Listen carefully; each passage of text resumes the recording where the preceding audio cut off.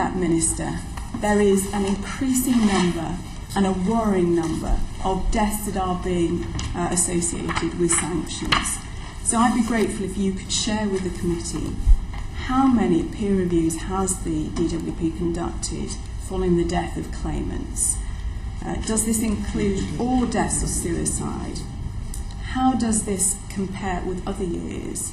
And how many were associated with sanctions? Well, first of all, let's look at the things that you have said there. And I was heartened by what the Archbishop said when he was talking about food banks and what he said. And he said it is wrong for political parties to politicise this.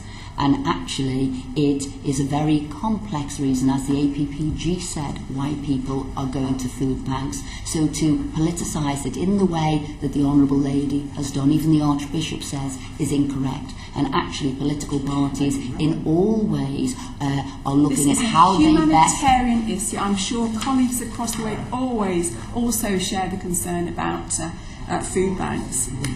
So let me finish that. So they said, said it was a very complex reason, and to politicise it as the Honourable Lady has just done, you've just done, is incorrect and wrong. And what we've got to do is see how do we best support people, which is what we're doing. Can I get back to the questions, Minister? How many deaths have there been associated with sanctions?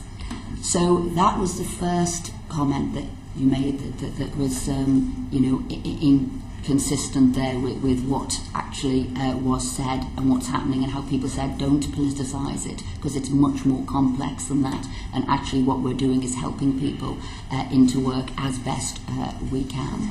So I think that needs to be key. And then, although obviously we look at our whole system as a whole, and we make sure through quality assurance, how have we helped people? How have we supported people? Are we doing the right things? And through the guidance we've got, how we check if people are vulnerable, there is a whole host of checks that an individual, an advisor would do, the work programme would do, to ensure that we are best helping and supporting people, to ensure that those who are vulnerable Minister, aren't sanctioned. How many peer reviews has the department conducted, and were these deaths and suicide, including suicides, and what was the outcome of that in relation to sanctions?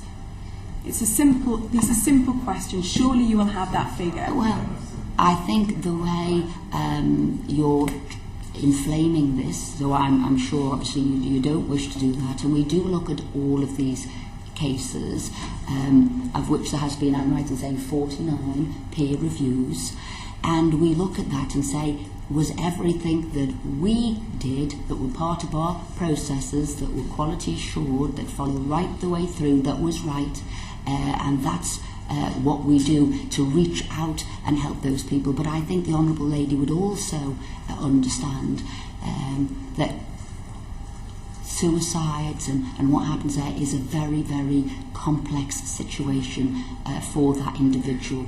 So are you saying that there is no data on the relationship with sanctions? Can I just be clear about this for the record? You're saying that you've undertaken 49 peer reviews and that there's no relationship with sanctions. Is that what you're saying?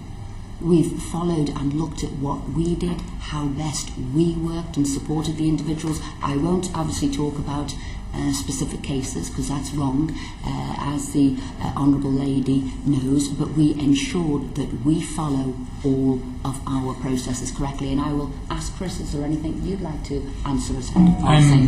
I think, as Minister said, any case of this severity we would look at very carefully to make sure that all the procedures are followed.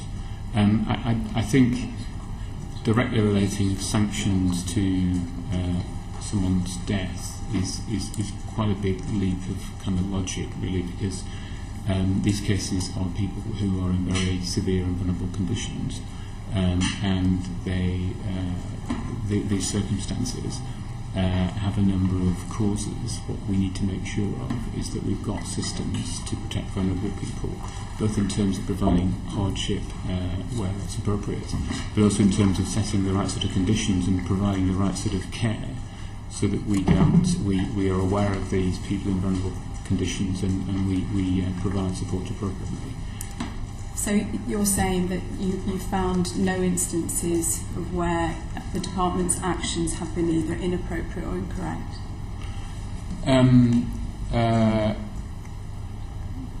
I'd have to look at the peer reviews in detail, but my point being that we found no particular case where, as a direct result of sanctions alone, that has led to someone being in that situation.